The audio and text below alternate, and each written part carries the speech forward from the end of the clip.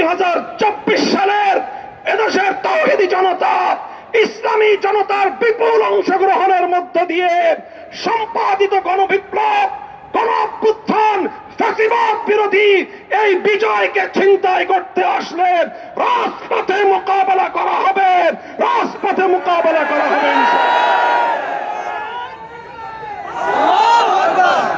সংগ্রামী সাথী ও বন্ধুগণ, আজ আমাদের কাছে প্রশ্ন, আজ বাংলাদেশের মানুষ জানতে চায় আগামীর বাংলাদেশ বাকশালী 72-এর ব্যবস্থাপনায় চলবে না 24-এর গণ অভ্যুত্থানের বৈষম্য বিরোধী ধারায় বাংলাদেশ পরিচালিত হবে।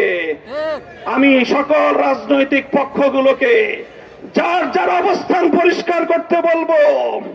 যারা 24-এর বিপক্ষে অবস্থান নিবে তারাই 72-এর বাকশালপন্থী।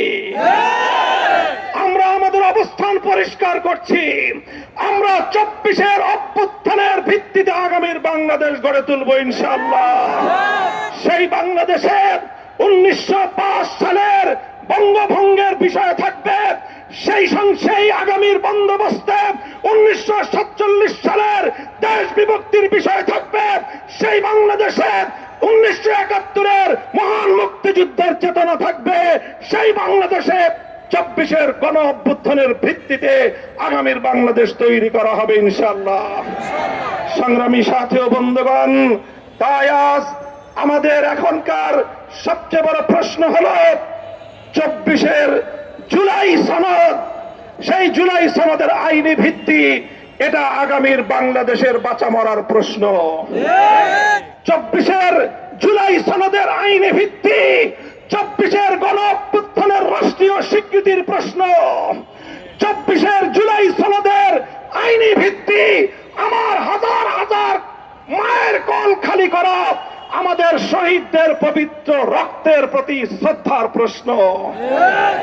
ডক্টর ইউনূস সাহেব সহ অন্তর্বর্তীকালীন সরকারকে আমরা প্রশ্ন করতে চাই, আমাদের যে সকল সন্তানদের বুকের রক্তের উপর ক্ষমতার মসনদে আপনারা বসেছেন, আজও পর্যন্ত জুলাই সনদকে আইনি ভিত্তি প্রদান করতে পারেন নাই।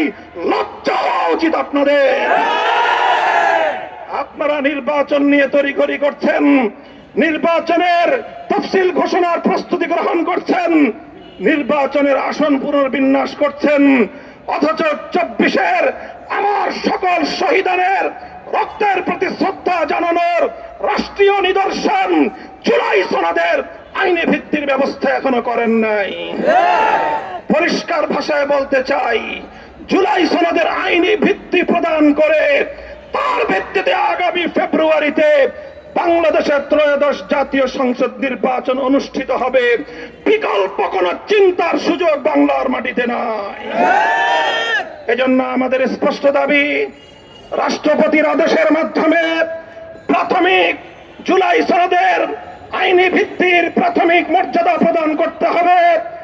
এরপরে আগামী জাতীয় নির্বাচনের উল্লেখযোগ্য পূর্ব সময়ে একটা যৌক্তিক সময় হাতে রেখে গণভোটের মাধ্যমে জুলাই সনদকে গণভিত্তি এবং রাষ্ট্রীয় আইনি ভিত্তি প্রদান করতে হবে। সেই জুলাই সনদের ভিত্তিতেই 13শ জাতীয় সংসদ নির্বাচন অনুষ্ঠিত হতে হবে। এর কোন ব্যত্যয় বাংলার মানুষ মানবে না, জুলাই যোদ্ধারা মানবে না।